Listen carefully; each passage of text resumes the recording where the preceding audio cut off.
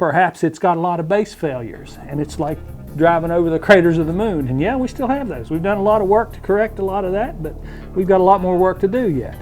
Medical Access Roads Program projects are now underway in all 55 counties across West Virginia. These roads provide safe travels to ambulances and other first responders and connect communities to hospitals. These projects will be complete by the end of the calendar year, and some have been completed already.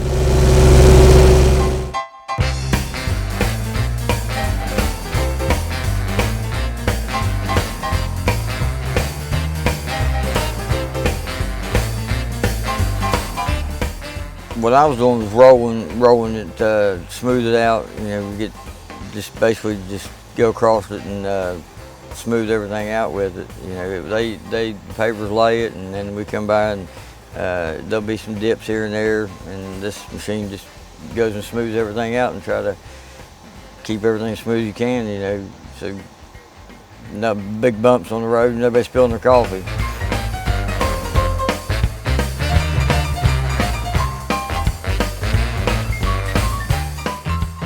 Well, it was roughly just a gravel road where they had to cut all of it out and redo it and put back in, put gravel down, and put the I-beams in and concrete barriers to hold everything.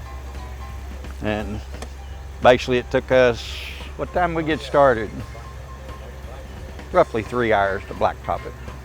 In all 55 counties, West Virginia Division of Highways transportation workers like Andrew and Greg are taking the Medical Access Roads projects from the craters of the moon to safe roads for our citizens.